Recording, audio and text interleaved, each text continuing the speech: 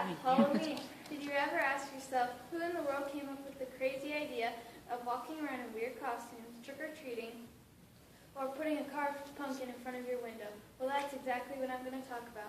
I'm also going to be talking about the history of the jack-o'-lantern, dressing up, trick-or-treating, and more. Halloween dated back all the way to the ancient times when the Romans worshipped various gods on October 31st. They had a feast for their goddess Pomona. She was the goddess of fruit trees. Later on, they started worshipping another god, Samhain, Lord of the Dead. Since they were now honoring them both, they made it an even bigger celebration by holding it on October 31st and November 1st. Soon the Druids started to believe that Samhain called together all the evil spirits and souls which had been living in animals for the past year. The people were so afraid of these spirits, they chose October 31st as a day to sacrifice their gods because they believed that their gods would protect them. So on October 1st, they also believed that they were surrounded by spirits, ghosts, witches, fairies, and elves. They also thought the cat was a holy animal. They believed this because they thought the cat represented people from the past, and as punishment for their evil deeds, they are reincarnated as a cat. And this is why witches, ghosts, and cats are all part of Halloween today. Before pumpkins were used for Halloween, the Celts used turnips. They would hollow out the turnips and place a candle in it to scare away the evil spirits. Soon, the North American tradition of carving pumpkins replaced the turnips, and they no longer use the turnips. So they started using pumpkins for Halloween since the 19th century. Now I'm going to talk about the history of the jack-o'-lantern. The jack-o'-lantern is an old Irish symbol of a dame's soul.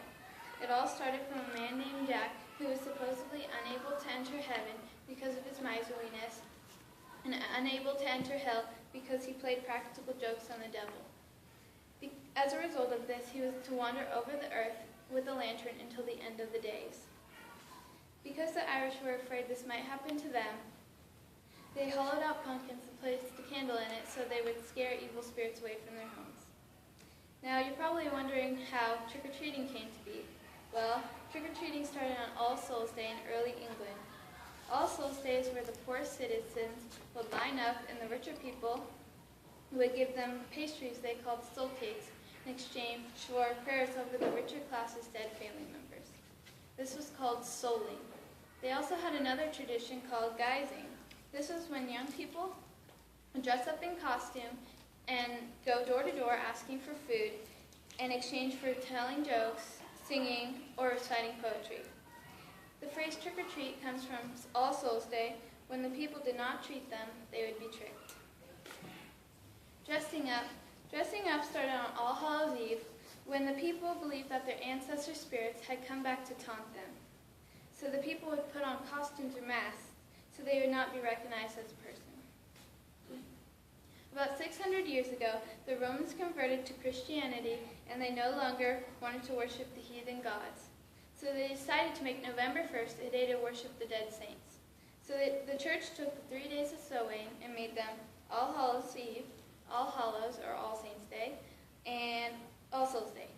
So these are on October 31st, November 1st, and November 2nd. The day All Hallows Day was later changed to Halloween, the name we have today. Today, people in the U.S. alone spend about $2 billion on costumes, but with candy included, they spend about $6 billion.